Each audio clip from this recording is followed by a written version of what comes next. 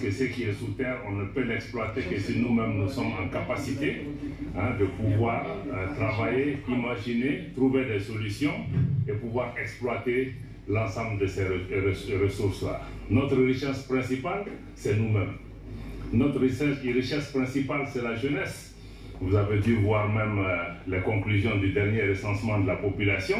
On se rend compte que plus de 60% de notre population est jeune et plus de 50% de cette jeunesse a moins de 25 ans. C'est dire les défis qui sont énormes pour chacun de nous, particulièrement pour nous responsables. Si nous comprenons que cette jeunesse est une force et que nous investissons dans cette jeunesse, c'est un potentiel pour notre pays, pour l'Afrique. Si nous ne faisons pas ce qui est nécessaire pour préparer cette jeunesse, dans ce cas, je pense que nous devons nous préparer à des difficultés. Vous voyez, dans tous les pays où il y a des renversements, ce sont les jeunes qui sont devant. C'est eux qui sont dans les rues. C'est eux qui sont recrutés par les groupes terroristes. Donc je pense que s'occuper de sa jeunesse n'est pas un acte de charité. C'est vraiment le bon sens et je vous félicite pour le fait que vous donnez cette importance au renforcement des capacités.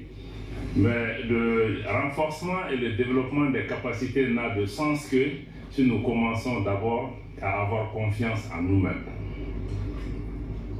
Parce que ta capacité ne sert absolument à rien si tu n'as pas confiance en toi-même et considérer que toi, tu vaux quelque chose et que tu peux apporter des réponses. Les gens à qui nous faisons face aujourd'hui sur la scène internationale ont été dans les mêmes écoles que nous. Ils sont passés par les mêmes bancs. Pourtant, c'est eux qui sont là pour nous donner des leçons. C'est eux qui veulent nous assujettir, c'est eux qui veulent nous prendre comme des esclaves. Nous devons comprendre, souvent, je pense qu'on est même mieux outillés que beaucoup de ces responsables aujourd'hui. Parce que nous venons de pays anciens que nous connaissons, nous avons un socle culturel important, nous avons notre identité. C'est pourquoi je pense que tout ce qu'on peut faire dans la vie au Mali ou ailleurs, surtout vous, jeunesse Rotaract, travaillez à avoir confiance en vous-même, pas dans l'arrogance. Parce que c'est quand tu as confiance en toi-même que tu verras en toi des possibilités. Mais quand, pendant tous les siècles, on nous a fait douter de nous. Donc je pense que le premier pas, c'est vraiment ça. Donc je salue cette jeunesse qui est ici. Vous pouvez avoir les meilleurs diplômes, être formé dans les plus grandes universités, avoir toute la technique. Mais si vous n'avez pas confiance en vous-même, je pense que vous ne serez utile ni pour vous-même, ni pour votre société. C'est pourquoi c'est important que vous êtes en groupe, vous êtes en réseau. Je vois que vous êtes bien organisé. J'ai vu aussi qu'il y a beaucoup de programmes que vous présentez ici. J'ai vu qu'il y a des élections en janvier. Je me rends compte que je suis disqualifié, sinon j'aurais été intéressé. Hein? Je pense que c'est 45 ans ou combien l'âge, hein? 45. Bon, j'ai largement dépassé ça. Mais sinon, avec tout ce que j'ai entendu, j'étais vraiment intéressé de pouvoir m'engager de nouveau. Un dernier mot sur Rotaract aussi, c'est vraiment votre, je ne sais pas si c'est votre devise ou ce que vous visez en disant créer l'espoir. Je pense que c'est tout un programme pour nos pays. Parce qu'à côté de l'éducation et de la confiance en soi, je pense que ce dont notre jeunesse a besoin, c'est de pouvoir avoir l'espoir. L'espoir. Parce qu'il n'y a pas pire qu'une personne désespérée. Une personne désespérée est capable de tout. Donc, ce que vous avez comme agenda de dire qu'il faut créer l'espoir, parce que c'est l'espoir qui nous fait vivre. Si vous mettez l'espoir avec la confiance, avec votre compétence, je pense que tout est... Parce qu'ici, il n'y a pas d'espoir, on n'a même pas envie de se lever de son lit le matin pour faire quelque chose. Et on ne peut même pas inspirer d'autres personnes. Je pense que quand j'ai accepté aussi cet exercice ce matin, c'était en partie aussi, je pense que nous avons, nous, cette responsabilité d'avoir reçu de ce pays et cette responsabilité aussi de donner et de partager notre modeste expérience avec la jeune génération, mais aussi de pouvoir vous inspirer, à mon avis. Je pense que c'est peut-être la chose la plus importante que nous pouvons faire, basée sur notre expérience. Donc je voudrais vous remercier pour cette invitation. C'est pourquoi quand nos jeunes collègues sont venus me voir, je n'ai pas hésité une seule seconde à accepter le défi, comme il l'a indiqué tout à l'heure, de pouvoir venir avec vous. Et le thème que vous avez choisi aussi est un thème d'actualité, un thème extrêmement important, l'action diplomatique malienne. Quelle perspective pour une politique étrangère plus forte et plus avantageuse? Je pense que le thème il est très pertinent. D'abord, peut-être qu'il y a quelques concepts qu'on doit mettre en avant pour pouvoir se comprendre par rapport à cette démarche. C'est vrai qu'on parle d'action diplomatique, mais il faut qu'on comprenne que l'action diplomatique elle-même se situe dans le cadre de la politique étrangère d'un pays. Parce que c'est la politique étrangère qui définit les objectifs, les priorités et les paramètres de l'action extérieure du pays. Et l'outil diplomatique et les diplomates sont là pour mettre en musique cette politique étrangère. Vous entendez beaucoup de gens dire le chef de la diplomatie. Oui, c'est le chef de la diplomatie est celui qui met en musique. Mais le président de la République ou le président de la transition, dans notre cas particulier, c'est lui le chef de la politique extérieure et de la politique étrangère. Parce que c'est lui qui définit la vision, les priorités et les objectifs. L'action extérieure se situe dans la matérialisation et la concrétisation de cette vision et de cet agenda en particulier qui nous semble être important. Donc nous, le ministère, les ambassades, les consulats, c'est ça l'outil diplomatique. Donc nous sommes là au service de cette politique étrangère du pays qui a existé depuis l'indépendance à aujourd'hui, qui a été fondée sur des principes clés aussi que vous savez, le respect de la souveraineté des pays, la non-ingérence dans les affaires intérieures des pays, l'autonomie politique de nos pays pour pouvoir se prendre en charge, le non-alignement. Il y a un certain nombre de principes qui ont été constants depuis l'existence de notre pays, y compris son engagement dans toutes les constitutions du Mali pour pouvoir, la disposition du pays en tout cas, à être prêt à céder tout ou partie de sa souveraineté pour la réalisation de l'unité africaine. Vous voyez qu'il y a des gouvernements qui ont changé, mais fondamentalement, quand vous voyez, il y a quelques changements par rapport à la politique extérieure du Mali, mais les principes fondamentaux de la politique extérieure du Mali, le Modibo Keïta aujourd'hui, sont restés. Et nous continuons tous à nous battre. Naturellement, chaque gouvernement mettra l'accent sur une ou deux choses prioritaires pour pouvoir avancer, mais les socles principaux n'ont pas été remis en question.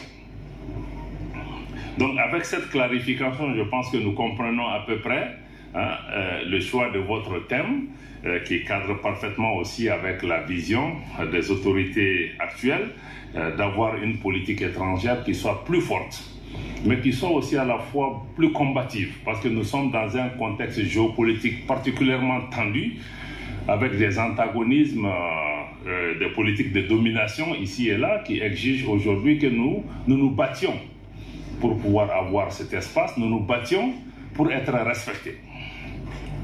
Parce que c'est ça aussi la dimension essentielle que nous essayons de mettre en avant.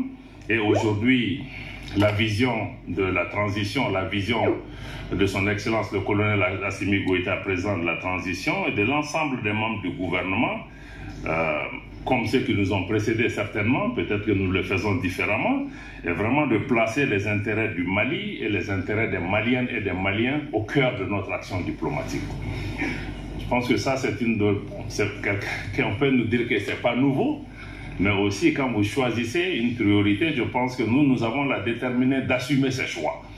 Parce que quand tu dis que tu mets les Maliennes, les Maliens au cœur de ça, tu rentres aussi immédiatement en contradiction avec un certain nombre d'intérêts. Vous savez, dans la diplomatie, on dit pays amis, pays frères, etc. Bon, on dit ça c'est le langage diplomatique pour paraître assez bien sûr. Mais dans les relations internationales, il n'y a pas d'amitié en tant que telle. Chaque pays ne défend que des intérêts. On peut avoir des amis dans le sens où ce sont des alliés pour atteindre un certain nombre d'objectifs. Donc je pense que ça, il faut que nous gardions ça vraiment à l'esprit. Donc, l'action internationale est marquée, ce n'est pas le droit international qui préside à l'action des États essentiellement. Ça aurait dû être le droit. Mais malheureusement, vous voyez aujourd'hui, dans certains cas, c'est les rapports de force. Au-delà des rapports de force, c'est même la force. Souvent la force brutale, militaire, qui est utilisé pour assujettir les pays et les peuples.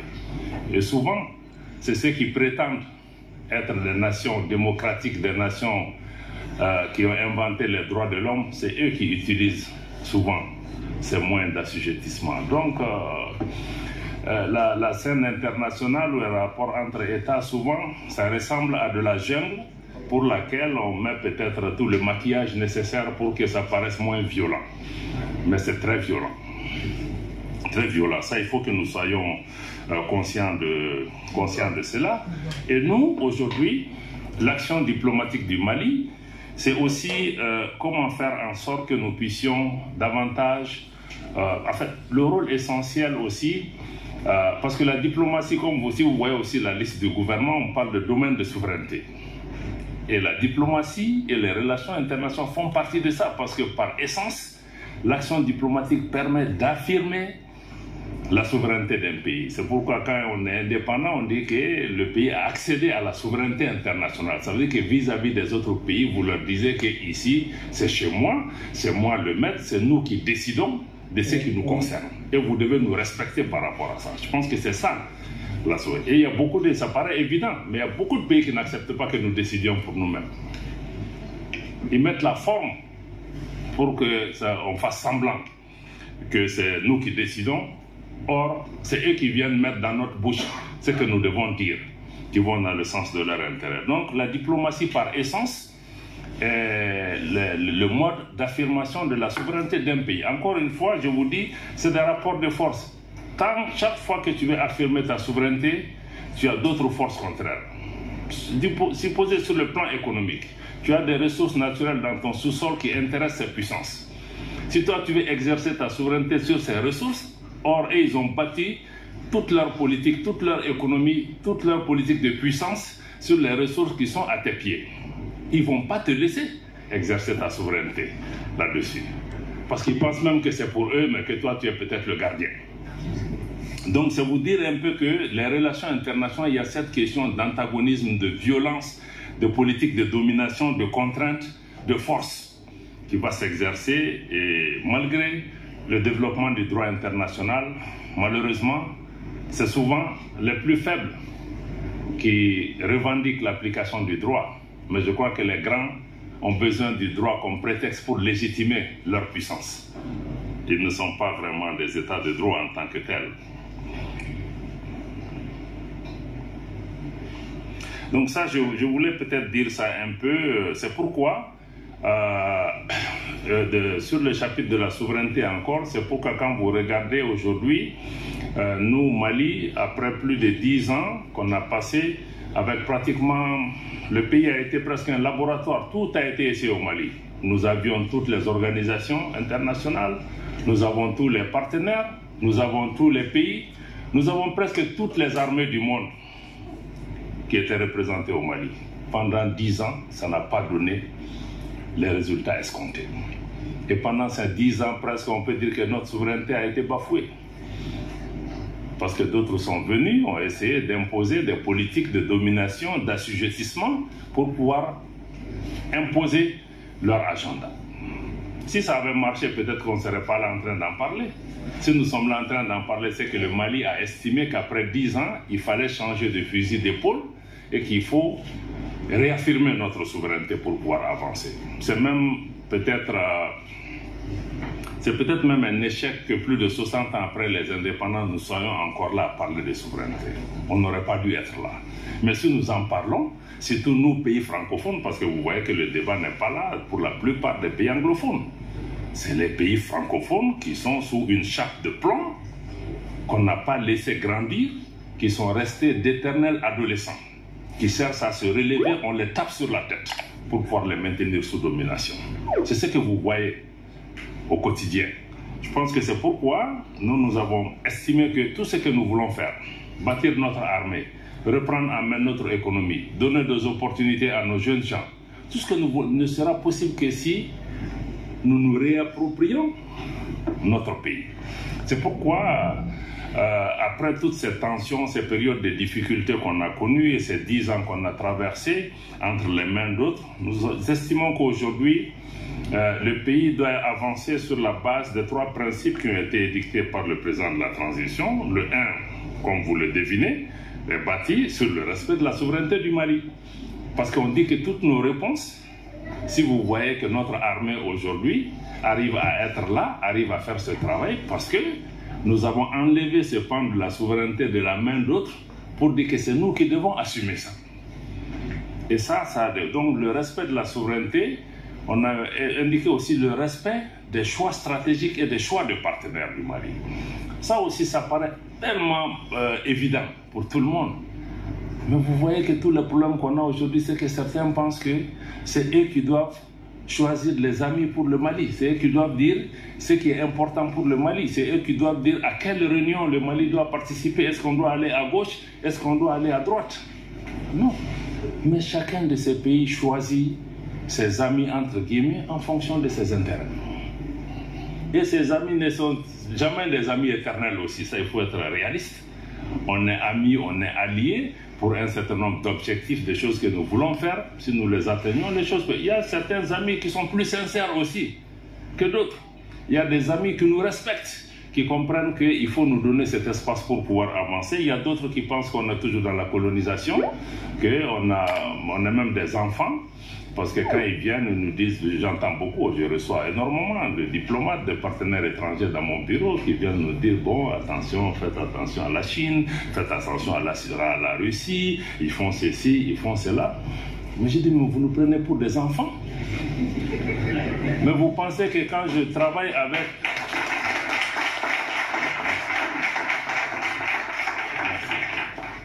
Mais je dis, mais ça c'est même une insulte. Parce que tu penses que je ne suis pas capable de comprendre ce que la Chine m'apporte, ce que la Russie m'apporte, ce que la Turquie m'apporte. Et toi-même qui viens critiquer la Russie et la Turquie là, mais tu as plus de problèmes. Et je connais les difficultés. Donc je pense que venir même à un pays, prétendre, vous voyez même récemment au Niger, vous avez vu des puissances étrangères qui viennent dire aux gens, ne faites pas ces choix-là. Mais c'est pas normal. Mais quand nous faisons un choix, nous assumons avec les conséquences. Mais ce ne sont pas nos pères pour venir chaque fois qu'il y a des changements dans nos pays, nous dire que, ah, attention, il ne faut pas tourner à gauche, il ne faut pas tourner à droite, faites attention. Non. Mais eux-mêmes, ils ont des amis que nous, on conteste. Il y a des pays qui viennent, ils veulent nous opposer l'homosexualité qu'on n'accepte pas. Bon, donc, moi je pense qu'il faut que nous ayons le courage. Donc, et puis, le troisième pilier, donc, c'était le respect de la souveraineté, le respect de nos choix stratégiques et de nos choix de partenaires. Les choix stratégiques, c'est tous les choix que nous faisons pour développer nos pays et défendre nos intérêts. Et le dernier, c'est la défense des intérêts vitaux des Maliens. Comme je l'ai dit, ça paraît assez banal, mais on voit beaucoup de choix qui ont été faits, souvent, qui ne sont pas dans l'intérêt du pays, qui ne sont pas dans l'intérêt des Maliens. Parce que ces grandes puissances, ou certaines de ces puissances, ont trouvé le moyen de contrôler les élites dans nos pays pour faire ce qu'ils veulent qu'on fasse. On le fait souvent parce que, bon, il y a certains Maliens qui ont des intérêts économiques, financiers ou personnels dedans. Ils le font, mais ça ne bénéficie pas à la grande majorité. Donc aujourd'hui, il faut qu'on puisse changer ça. Parce que souvent, si vous regardez que même nos jeunes gens ne trouvent pas du travail souvent, mais c'est parce qu'on a fait certains choix qui bénéficient à quelques individus, mais qui privent le pays de ressources, d'opportunités. On a permis à certaines entreprises de venir agir, mais on aurait pu favoriser des entreprises nationales. On aurait pu demander aux gens de prendre des nationaux pour faire des choses. Donc c'est un peu tous ces choix. Ça a une implication quand on dit défendre les intérêts vitaux des Maliens, parce que souvent, on connaît les intérêts vitaux, mais on n'est pas prêt à se battre pour ces intérêts vitaux. Parce qu'il y a une conséquence. Quand tu veux te battre pour l'intérêt de ton pays, tu deviens la cible.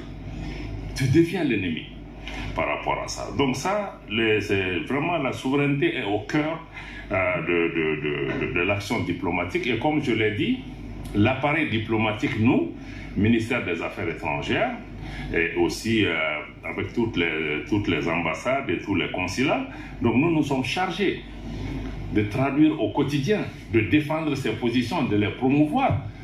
Bon, souvent si on doit clasher pour nous faire entendre, on le fera. Bon, même si l'action diplomatique demande quand même qu'on arrondisse les angles, on arrondit les angles quand c'est nécessaire. Mais je vous dis, la scène internationale est marquée par tellement d'injustice et tellement de violence. Souvent, il faut sortir des chemins battus pour se faire entendre. Et c'est justement ce qu'on essaye de faire. Et quand vous voyez dans l'affirmation aujourd'hui de cette question de souveraineté et de prise en charge, ça nous a amené à tirer des conséquences et à poser des actes que vous avez vus sur le quotidien, que certains apprécient, que d'autres n'apprécient pas. Mais quand tu dis que tu veux défendre telle ou telle chose, si ça ne va pas dans cette direction, il faut être prêt à assumer. Mais en assumant aussi, chaque chose a ses conséquences. Chacune des décisions que nous avons prises, ça peut dans certains cas affecter les Maliens. Et c'est dans ce contexte que nous avons d'abord commencé par dénoncer, par exemple, les accords de défense avec la France. Parce qu'ils étaient ostentatoires à la souveraineté du Mali et même contraires souvent à certaines dispositions de la constitution de notre pays. Si vous voyez certains de ces accords, même notre armée nationale, notre flotte aérienne ne pouvait pas accéder à certaines parties de notre espace aérien parce que des partenaires estiment que ils sont en train de travailler dans ces zones, nous ne pouvons pas y arriver. Mais c'est notre pays. C'est les autres qui doivent venir nous demander la permission d'entrer dans notre espace et non que le Mali demande la permission à quelque puissance que ce soit qui est assis ici, qui est venu à notre invitation, qui puisse dire que non, l'espace aérien malien, on est à Tombouctou, on est en train de faire des... Vous ne pouvez pas venir ici. Donc c'est pourquoi on a dénoncé ces accords, parce que vous voyez qu'aujourd'hui, notre armée a la pleine liberté. Nous pouvons aller partout sur notre territoire si nous le voulons.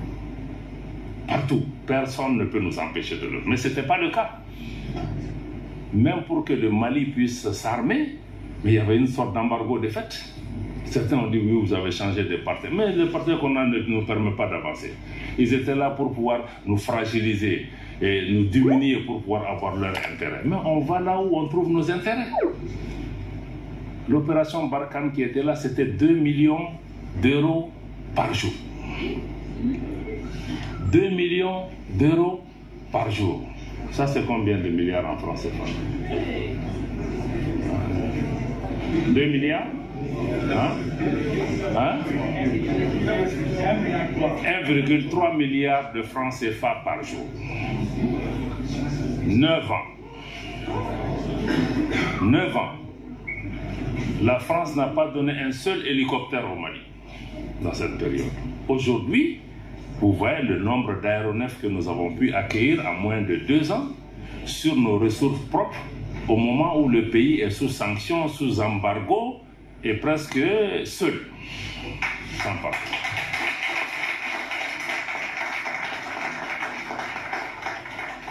Mais il fallait sortir de ces accords, sinon on n'allait jamais pouvoir arriver là. Sans compter ces pays qui contrôlent la BCEAO, ces institutions, même si on a l'argent, si on veut acheter des choses, ils vont aller bloquer.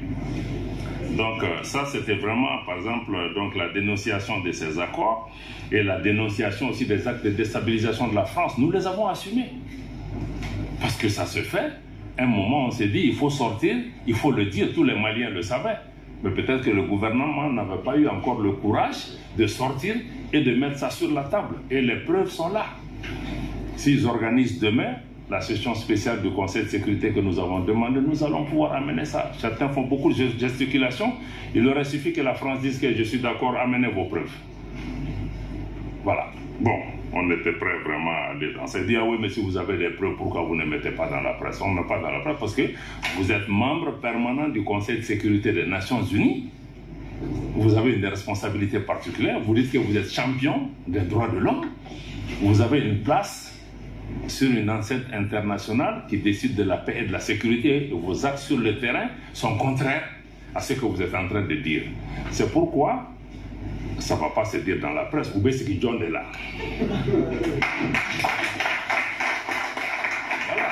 Donc, ce n'est pas une question de dire qu'on fait un article de presse. Non, on dit que c'est là-bas qu'on va s'asseoir parce que là-bas, c'est une tribune solennelle. Tout ce qui se fait, se dit, c'est écrit. Donc, malheureusement, je pense que vous voyez que ça ne s'est pas fait. Nous allons continuer à nous battre. Le retrait de l'aménagement aussi s'inscrit dans ce cadre. Vous voyez une mission qui est venue pour nous aider. Pendant 10 ans, le résultat n'est pas ce que les Maliens attendaient. On a près de 16 000 hommes. La MINUSMA aussi, c'est 1,3 milliard de francs CFA dépensés par an. De dollars. De dollars, quelqu'un va donner ça en CFA. 1,3 milliard de dollars par an. Hein? Près de 600 milliards sur 10 ans. Sur ces 600 milliards, combien sont même donnés aux Maliens? Si on nous disait même que, bon, écoutez, prenez 20% de ça, nous on va même partir. Nous, on se serait battu. On en serait sorti. Mais pendant ce temps, pendant ces 10 ans, quand eux ils sont venus, l'objectif essentiel, la menace au Mali, c'est une menace terroriste. On fait face à des groupes terroristes. Les Nations Unies, par doctrine, c'est que eux, c'est des missions de maintien de la paix. Quand deux pays se battent, quand deux groupes se battent, ils viennent, ils se mettent au milieu. Mais ils ne vont pas se battre. Quand les terroristes passent, ils disent que non, ce n'est pas vous qui nous intéressez, nous, on s'occupe d'autres choses. Bon, on a dit qu'après 10 ans, nous, aujourd'hui, la menace est terroriste. C'est le terrorisme qui nous tue. C'est le terrorisme qui est partout dans notre pays. Si vous voulez nous aider, vous nous aidez à lutter contre les terroristes. Mais si vous ne pouvez pas faire ça, il faut au moins nous laisser. Nous, on est en train de lutter contre les terroristes pendant ce temps. Chaque jour, il y a un rapport qui sort, Moura, on a tué ceci, on a tué des Peuls, on a... Donc, non seulement ils ne nous laissent pas faire le travail qu'on veut faire pour lutter contre les terroristes, mais ils ont commencé à constituer un obstacle pour faire ce que nous voulons faire. Donc, on a dit à un moment, il faut qu'on en tire la conclusion. Il faut qu'on en tire la conclusion, qu'on y mette fin, mais ne nous trompons pas. Quand on dit la MINUSMA part aussi, bon, on reconnaît les sacrifices. Il y a eu plusieurs centaines de soldats qui sont morts. Les soldats qui sont morts aussi, 95% viennent des pays africains. Ce n'est pas les autres là qui viennent mourir. Hein. Ils viennent, ils sont dans leur drone, ils sont dans leur truc, comme dans une université, pour étudier ce qui se passe. Mais ce sont nos frères burkinabés, nigériens et autres qui sont morts dedans. Et qui décide à la MINUSMA? Mais ce ne sont pas ces 95%. C'est d'autres puissances, tapis dans l'ombre, qui décident ailleurs. Donc on a expliqué à nos frères que le départ là, ce n'est pas contre vous. Vous êtes venus vous sacrifier, mais peut-être le véhicule dans lequel vous êtes venus nous aider n'est pas le bon véhicule, n'a pas la bonne. Beaucoup d'entre eux sont venus de bonne foi. Par exemple, il y a beaucoup de Burkinabés qui sont dedans, qui sont à Ber ou dans d'autres localités, qui sont venus aider de bonne foi. Mais ceux qui tirent les ficelles sont d'autres puissances qui ont perdu pied au Mali, qui cherchent à revenir par la MINUSMA pour faire mal au Mali, et le Mali ne peut pas s'asseoir et regarder ça. Donc on a décidé de tirer une conclusion. Merci. Comme je l'ai dit encore une fois, toutes ces décisions sont extrêmement difficiles. Il y a des milliers de Maliens qui sont certainement concernés, qui ont eu mal à cause de ça, qui ont perdu leur travail. C'est vrai, la MINUSMA n'est pas venue au premier point pour développer le Mali ou pour créer des emplois. Ils sont venus pour sécuriser. Ça, ils ont failli. Maintenant, nos frères et sœurs qui sont dedans, l'État s'est organisé pour essayer de faire ce qu'on peut pour pouvoir les accompagner. Mais nous, on ne pense pas qu'au personnel de la Malienne, de la MINUSMA, nous, on passe sur tous les pays parce que c'est dans quoi on est là. Mais ça affecte tout le pays, pas seulement ceci. Donc si nous sommes tous affectés là, mais eux-mêmes, ça va être une petite partie dedans. Donc nous travaillons pour pouvoir amener. Donc c'est dire que chaque décision a une conséquence, y compris pour nous-mêmes. Même quand nous disons partez, nous savons que quelque part, ça va faire mal au pays, mais nous disons que dans le long terme, ça va bénéficier au pays parce que nous aurons la capacité de pouvoir nous battre. Parce que tant qu'ils sont là, c'est comme si tu as quelqu'un qui est devant ta porte, qui assure ta sécurité, etc. Pourtant, tu n'auras jamais envie de faire parce que tu sais que lui, il est là, il va le faire. Mais si tu sais qu'il n'y a personne, tant tu vas sortir chaque nuit, tu fais le tour, tu regardes. Si tu dois chercher un gourdin pour te défendre, tu vas le faire. Mais tant que lui est là, tu vas dormir. Mais même si lui n'a pas la capacité, tu vas penser que lui va t'aider. Les gens souvent ne sont pas là pour ça. Donc ça nous a amené dans ça. L'autre action importante aussi dans l'affirmation de la souveraineté, qui est aussi un principe de la pratique diplomatique internationale, c'est la notion de réciprocité, qui va aussi avec la notion de respect. des pays. Parce que dans les relations internationales, il est admis que quand un État pose un acte contre toi, tu as le droit de mettre la réciprocité. Si tu renvoies mon ambassadeur, je renvoie ton ambassadeur. C'est le seul code pour se comprendre. Parce que quand quelqu'un vient, il marche sur ton pied là, toi tu cries, tu passes, il va revenir, il va marcher dessus encore. Donc c'est pourquoi nous, on a décidé qu'on met là. Pour certains disent oui, mais même pour le problème de visa avec la France. Vous imaginez que vous êtes dans un pays. Vous découvrez sur les réseaux que le consulat de France met que oui, nous on a fermé pour des considérations de tension dans la région. On ne donne plus de visa au Mali. D'ailleurs, tous nos consulats sont fermés. Mais vous êtes là, vous avez une ambassade, vous écrivez une note officielle. C'est hier que j'ai vu la note de l'ambassade de France. Vous écrivez, vous dites que dans 3-4 jours, nous allons fermer. Pour telle ou telle raison, qu'on l'accepte ou pas. Mais par respect, on ne peut pas découvrir ça sur les réseaux sociaux. Même si nous, on a plus de gens qui partent ce jeu, ce n'est pas le plus important. De toutes les façons, eux, ils ont posé un acte. Mais s'ils disent qu'ils ne donnent pas les visas, ils ont fermé. Nous aussi, on dit que notre consulat aussi est fermé pour vos gens. C'est une question de respect.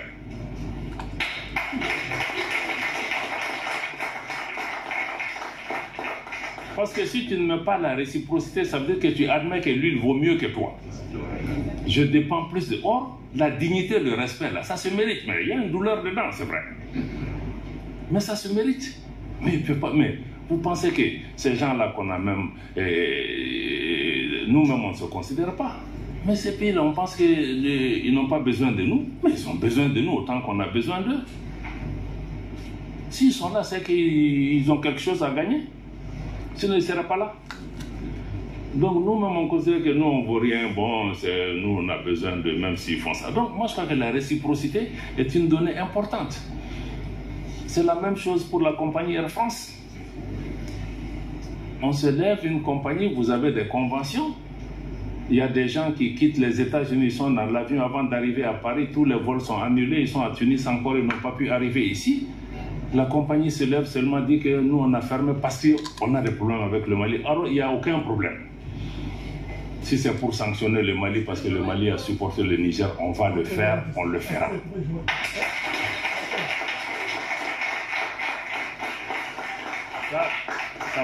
Ça va pas nous dissuader par rapport à ça. Donc on a aussi mis la réciprocité, on a appelé Air France.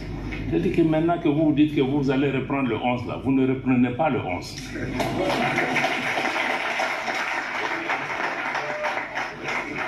Et quand vous serez prêt, vous allez faire le rang à la queue. Si on est prêt, à vous redonner. Et entre-temps, on leur dit que vous n'êtes pas les seules compagnies au monde. Il y a d'autres compagnies dans le monde aussi qui vont être encouragées. S'ils ont besoin de cette place-là, ils prendront. Parce que quelqu'un ne peut pas se lever chaque jour au Mali. J'ai fermé, j'ai ouvert, j'ai fermé, j'ai ouvert. Non.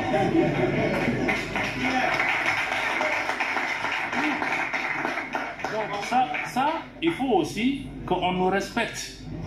On respecte même la clientèle parce que ce n'est pas du bétail. Il y a des gens qui sont bloqués à Paris depuis combien de jours? Ils sont là, ils ne peuvent pas faire ça aux États-Unis, ils ne peuvent pas faire ça dans d'autres régions. Ils font ça chez nous. Vous vous levez au Burkina, Niger, Mali, on a fermé. Donc il faut que les gens comprennent. Ils ne peuvent pas venir. Ici, c'est une compagnie commerciale. Elle gagne de l'argent. Air France gagne 500 millions de francs CFA par jour sur la destination Mali. C'est nous qui gagnons? Bon, donc moi je crois que la réciprocité, elle est importante. Et nous avons dit à la France, nous avons dit à tous nos partenaires, il faut qu'ils comprennent. Je crois que le Premier ministre par intérim a dit sur la tribune de l'Assemblée générale des Nations Unies, le Mali va désormais appliquer la réciprocité. Tu tires une balle, on va répondre. Voilà. Donc ça, il faut que ça soit extrêmement clair. Et tous ces pays, si vous regardez la France ou d'autres, le Mali, on n'a jamais tiré les premiers. C'est eux qui viennent toujours nous provoquer. Ils posent des actes, ils pensent qu'on va s'asseoir, on va les regarder. Sinon, nous, on n'a pas de problème avec quelqu'un. Vous nous avez vu nous lever, aller nous attaquer à quelqu'un un bon matin. Non. C'est eux qui posent en pensant que toi, tu ne vaux rien. S'ils font ça, ils vont te faire mal. Mais en faisant mal, là, ils ont presque tout perdu progressivement. Parce que nous, on est prêts à assumer notre dignité. On est prêt à assumer le respect que vous nous devez. Et si eux ils ne comprennent pas, d'autres partenaires comprennent aujourd'hui, parce que beaucoup de partenaires viennent à nous maintenant pour nous dire que oui, vos 3 principes là, nous on est d'accord, on comprend. Parce que c'est ça, parce qu'ils comprennent que non seulement on a les 3 principes, mais on les applique. Il y a des conséquences, on va payer, mais ça va nous faire avancer. Donc, l'autre des dimensions importantes aussi de la diplomatie malienne, c'est que nous avons œuvré aussi à diversifier nos partenaires. Ce qui n'est même pas un concept nouveau. Moi, depuis jeune diplomate, je suis venu à la direction de la coopération internationale dans les années 90. Mais on parlait déjà de diversifier nos partenaires. Mais aujourd'hui, quand on parle de ça, les gens se fâchent, ils se disent que mais pourquoi vous voulez diversifier, tout se passe bien avec nous, pourquoi vous voulez aller ailleurs? Mais si on va ailleurs, c'est qu'on n'a rien avec vous. Diversifier, ça veut dire on n'est pas marié à un partenaire. On peut avoir un partenaire stratégique, ceci, cela, mais on n'est pas marié à un partenaire. On veut travailler avec la Chine, on veut travailler avec la Russie, on veut travailler avec la Turquie, on veut travailler avec les États-Unis ou avec d'autres. S'ils respectent nos principes, on peut travailler ensemble. Mais ce que nous appelons diversification, c'est que personne ne vient dire au Mali que tu ne peux pas travailler avec tel. Ça, ce n'est pas ton choix. Maintenant, si nous on choisit quelqu'un, si tu n'es pas content, tu en tires la conclusion aussi. C'est vraiment ton droit. On le respectera. Donc je crois que la diversification des partenaires, c'est surtout pour pouvoir répondre aux besoins des Maliens. Que ce soit sur le plan économique, parce qu'aujourd'hui il y a des partenaires économiquement, quand ils viennent, ils vont chercher à avoir de l'argent, mais toi aussi tu as quelque chose. Mais toi tu ne peux pas gagner 100, tu es chez moi je n'ai rien.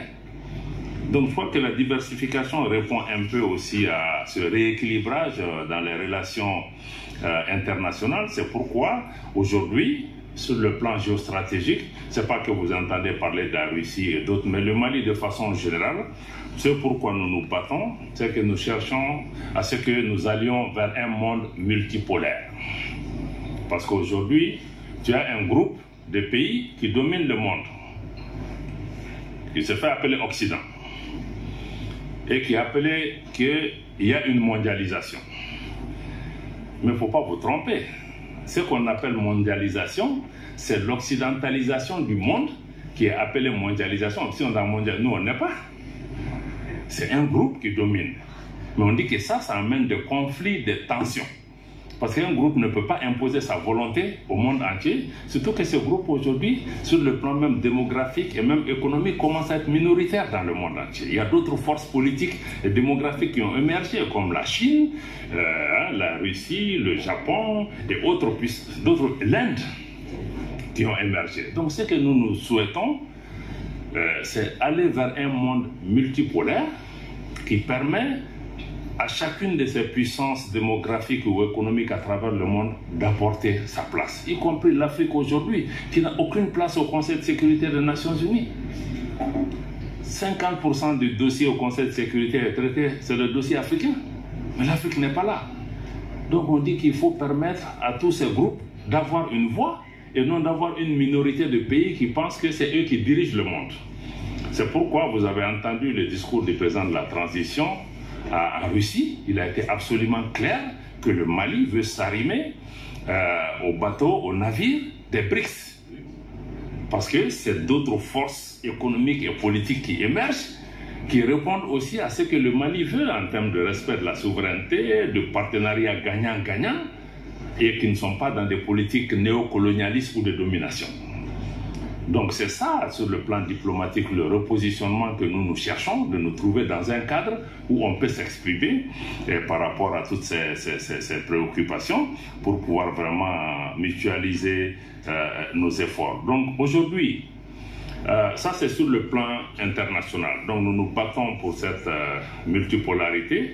Mais ici aussi dans notre région, nous nous battons de plus en plus. Vous avez vu un moment, le Mali était seul, hein?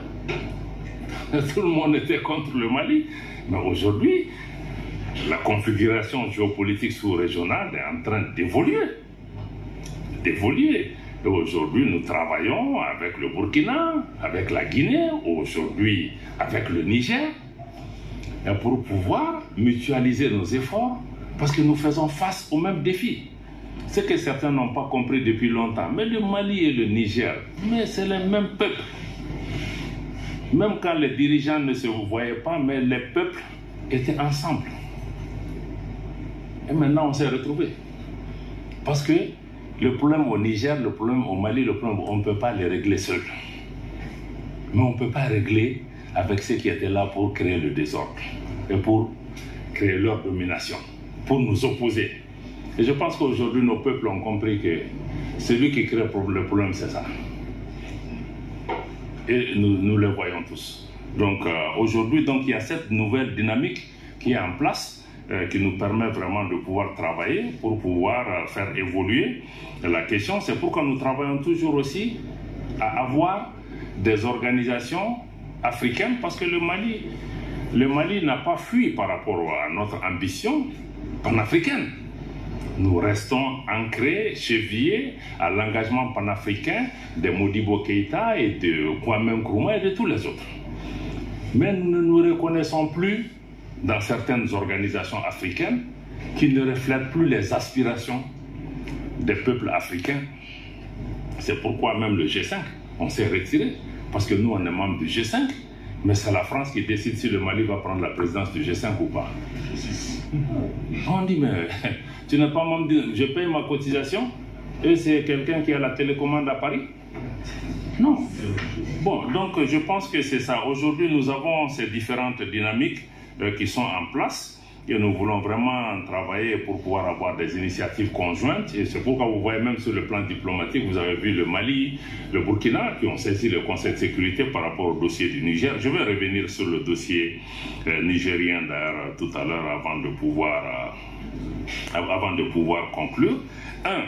Par rapport au panafricanisme, pour nous, le Mali reste attaché au panafricanisme, mais nous voulons des organisations africaines qui sont véritablement africaines et dont le leadership est réellement exercé par des Africains. Et non qu'on ait des Africains pour exercer un leadership au nom d'autres puissances.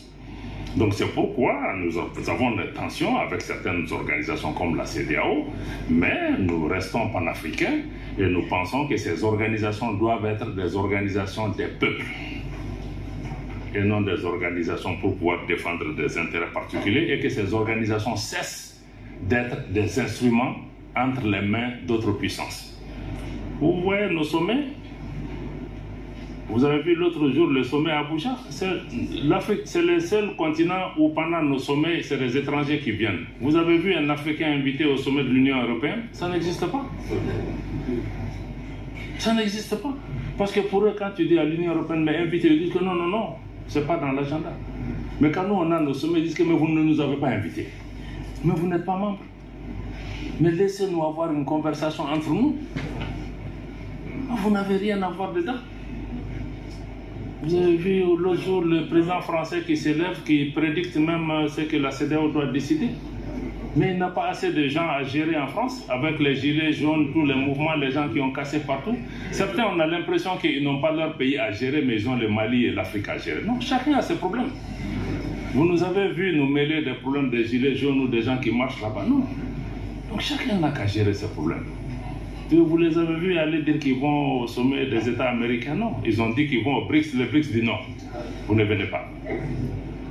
Donc, vraiment, tout ça, c'est le respect aussi qu'on doit. Donc, le panafricanisme reste le socle de notre action extérieure.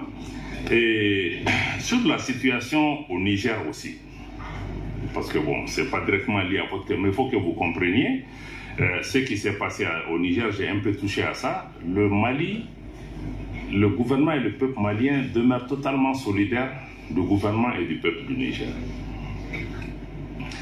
Nous avons exprimé notre opposition ferme à toute agression, à toute tentative d'invasion du Niger par la CEDEAO, par procuration pour d'autres puissances. Nous n'allons pas l'accepter, nous n'allons pas croiser les bras par rapport à ça. Nous pensons qu'il faut laisser les Nigériens régler leurs problèmes internes. Ils ont la capacité, ils ont l'intelligence nécessaire de se sortir de ce problème. Ce que nous, voisins, nous, amis du Niger et autres, pouvons faire, c'est de les accompagner, s'ils le souhaitent. Mais c'est un pays, c'est un État souverain. Laissez-les régler leurs problèmes. Vous ne pouvez pas leur apporter la solution, c'est un différend interne. Et le Mali condamne toutes les ingérences extérieures par rapport à la situation au Niger. Toutes les ingérences qui sont d'ailleurs à la base des problèmes qu'on connaît actuellement au niveau du Niger. Et nous mettons en garde, parce que ceux qui aujourd'hui essaient de promouvoir une agression, parce que ce n'est pas une question de dire qu'on va faire une intervention chirurgicale, ça va durer 3 jours. Non, c'est une agression, c'est une invasion d'un pays souverain. On a vu l'invasion, l'agression de l'OTAN en Libye, ce que ça a donné pendant 10 ans, mais ceux qui ont agressé la Libye, ce n'est pas eux qui ont des problèmes, c'est nous qui avons des problèmes. Et ils sont partis. S'ils attaquent le Niger aussi, nous on va vivre ça ici. Certains nous disent oui, mais il faut vous occuper de vos problèmes, le Niger. Non. Mais le problème libyen là n'est pas devenu le problème malien. Tu peux t'asseoir, tu dis que tu regardes, ça ne me concerne pas jusqu'à ce que le feu arrive à ta maison. Non. Non, parce que nous savons que les désordres qu'ils vont créer là-bas, ça va créer une catastrophe humanitaire avec des mouvements de population à travers nos frontières. Déjà avec un embargo inhumain, je n'ai jamais vu ça, fermer hermétiquement un pays, la nourriture, les médicaments, rien n'entre. Et ce sont ces pays qui disent qu'ils sont là pour promouvoir les droits de l'homme. Est-ce que c'est la population du Niger qui a quelque chose à voir dans ça? Non, c'est... Bon, donc la Libye est un exemple. On ne veut pas d'une deuxième Libye. Voilà. Maintenant, se mettre sous couvert démocratie, tout ce qu'on veut, je crois que vraiment, c'est pas ça. C'est ce que nous dénonçons, même pour ceux qui disent qu'ils sont en train de défendre la démocratie. Mais si on condamne les changements anticonstitutionnels civils, il faut dénoncer les changements anticonstitutionnels de mandat et autres qu'on a autour de nous. Pourtant, les gens s'assoient et regardent, parce que pour qu'il n'y ait pas de changement anticonstitutionnel, il faut travailler sur les causes. Tous les problèmes qu'on a connus, c'est qu'il y a eu les causes, on s'est assis, on a regardé. Et cette politique de 2 poids, 2 mesures, quand un problème se passe dans un pays, on qualifie ça comme on veut, suivant que ce pays est un pays ami ou pas. Non. Si c'est les principes sont les mêmes pour tout le monde. On a l'impression que le Mali, le Niger et le Burkina sont les seuls pays en Afrique. Mais il y a des situations qui se sont passées ailleurs en Afrique où on a cautionné. Bon, et vous venez, il ne faut pas avoir de complexe par rapport à ça. Ce n'est pas la démocratie qui est en question. Ce n'est pas la démocratie qui ne vient pas. On est tous engagés pour la démocratie, on vient de changer la constitution, on va aller vers ces changements. Mais ce n'est pas ce qu'eux ils cherchent. Parce que même dans la démocratie, ils veulent que c'est qu'ils viennent des gens qui leur sont favorables. En fait, c'est ça la question. La démocratie, c'est que si j'ai quelqu'un que je contrôle qui est là, c'est un démocrate. Voilà, ça ne tient pas. Et ce qui est aussi à la cause des situations actuelles, c'est qu'il n'y a pas de solidarité. Ces pays qui viennent aujourd'hui, qui donnent des leçons au Niger, au Mali, etc. Mais est-ce qu'ils nous ont amené un seul Kalachnikov pour nous battre? Non. La CEDEAO s'élève, on a force, en attente, on est en train d'activer. On s'est dit, ah bon, tout ce temps-là, vous avez une force? Pendant 10 ans, nos gens sont morts, les terroristes nous ont attaqués. On n'a jamais vu un sommet pour dire que oui, on va envoyer 1000 hommes au Mali pour se battre contre les terroristes. Maintenant que vous avez un des vôtres qui est entre les mains des militaires, vous vous réveillez et puis tout de suite vous avez une force. Quel message ça envoie aux populations africaines?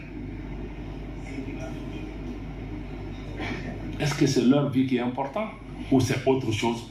Ou c'est d'autres jeux? Ou c'est d'autres qui ont besoin de la CEDEAO pour faire le sale boulot pour eux?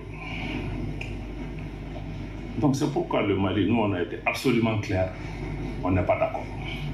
Et on a indiqué que s'il y a une agression, une invasion contre le Niger, le Mali se retire purement et simplement de la CEDEAO parce qu'on ne peut pas volontairement adhérer à des organisations, que ces organisations deviennent des instruments d'agression contre nos pays. Ce n'est pas acceptable. On ne peut pas mettre notre argent dans des banques centrales, la BCEAO, qui est censée être notre institut d'émission monétaire souverain, qui devient un instrument pour affamer nos populations. Ce n'est pas acceptable. Je crois que c'est toutes ces questions aujourd'hui que nous avons en tête. Et dernier point que je vais évoquer par rapport vraiment à l'action diplomatique que nous voulons, c'est la notion de diplomatie culturelle. Nous tenons beaucoup à ce concept parce que je l'ai indiqué au début, parce que la culture, c'est d'abord l'affirmation de notre identité. Qui nous sommes, d'où nous venons, où nous partons, qu'est-ce qui nous différencie des autres dans ce monde. Quand moi je parle avec des Chinois, mais quand je viens du Mali, ça doit se sentir parce que je transporte avec moi tout un bagage historique et culturel qui forge mon identité. Donc même quand on fait du business, je crois que ça doit être motivé un peu par ça parce que je sais que j'ai ma dignité, j'ai mon honneur. Et donc, je pense que la diplomatie culturelle aujourd'hui est extrêmement importante pour un pays comme le Mali qui a un trésor culturel qui est plus connu dans le monde pour sa culture que pour son or. Donc la culture nous permet aussi de nous repositionner sur la scène internationale en tant qu'acteur important, acteur qui vient avec quelque chose, qui est notre passé, nos biens culturels, nos valeurs culturelles. Et aussi la culture n'est pas que folklorique ou autre, hein. La culture aussi c'est économique. La culture nourrit son homme, ça crée des opportunités. Ne serait-ce que parce qu'aujourd'hui, si nous décidons tous de mettre le coton malien, mais on n'a pas à aller chercher des marchés pour les agriculteurs de coton à l'extérieur. Ça crée des économies, ça va utiliser les gens. Donc la culture aussi, c'est tout un moteur de pouvoir nourrir les gens. Et nous pensons qu'aujourd'hui, il faut mettre l'accent sur cette diplomatie culturelle qui permet de valoriser et de positionner notre pays par rapport à l'international. En guise de conclusion, je veux dire qu'il est important en tout cas de retenir que, comme vous l'avez noté dans ma présentation, que le visage de l'action diplomatique malienne a fondamentalement changé pendant cette période de transition, même si les socles et les principes sur lesquels sont bâtis notre diplomatie sont restés les mêmes. Naturellement, nous avons une diplomatie qui a évolué vers une diplomatie d'anticipation, parce qu'il y a beaucoup de choses qui nous sont arrivées aussi, mais ce n'est pas parce qu'on a attendu que ça arrive. On a préparé, hein, on a réfléchi sur ces questions, et c'est ce qui nous a aidé à apporter des réponses. On a essayé de développer plus de proactivité, mais aussi une veille constante. Nous nous sommes battus et nous nous battons pour la défense et la promotion de nos intérêts, cette fois-ci sans complexe. Et nous essayons de renforcer la réactivité du Mali lorsque les circonstances l'exigent, mais surtout une diplomatie qui vise à porter les aspirations des populations maliennes. Et naturellement, nous voulons une diplomatie de combat, une diplomatie de crise. Notre diplomatie a évolué aussi pour réaffirmer que le Mali est en mesure d'assumer clairement les conséquences parfois de nos décisions. Mais aussi, je pense que si nous devons répondre à votre question sur ce qu'il faut faire comme stratégie pour avoir une diplomatie plus avantageuse et plus forte, c'est de pouvoir renforcer tout ce qui est en cours et de mettre tout ça en perspective, mais aussi pouvoir travailler dans le long terme en anticipant sur les conséquences, mais aussi en développant l'économie de notre pays pour donner l'espoir à nos jeunes gens, comme vous le dites assez bien dans vos éléments. Donc, voilà. L'autre élément nouveau aussi qu'on a, c'est qu'aujourd'hui, j'ai parlé un peu aussi du panafricanisme. Aujourd'hui, le Mali aussi, notre action diplomatique compte beaucoup aussi sur nos relais panafricains. Vous voyez que beaucoup disent que le Mali est isolé, ceci, ça, mais quand vous regardez aujourd'hui, les relais, les soutiens dont le Mali dispose, donc ce que nous faisons, nous, Burkina ou autres, dans les autres pays, comment nous avons su influencer les messages, donner confiance aux populations. Beaucoup aujourd'hui parlent parce que nous avons été devant. C'est vrai, on a pris beaucoup de coups, mais je pense que beaucoup d'autres jeunes gens, beaucoup d'autres dans les autres pays, tout le monde sait aujourd'hui ce qui se passe au Mali. Quand le Mali est à l'extérieur, on veut parler, les gens veulent écouter. Quel message le Mali va apporter? Donc tous ces réseaux panafricains que je tiens à saluer, parce qu'il y a beaucoup de jeunes gens, vous les voyez sur les réseaux, on ne les connaît même pas. C'est eux qui sont là, c'est eux qui défendent, c'est eux qui relaient. Donc il faut que, à travers aussi vos mouvements, dans tous ces pays où vous êtes présents, il faut travailler en réseau. Parce que les adversaires auxquels nous faisons face, c'est des puissances d'argent, des puissances d'armes. On ne pourra jamais les battre sur leur propre terrain. Mais on peut les battre à travers notre mobilisation populaire.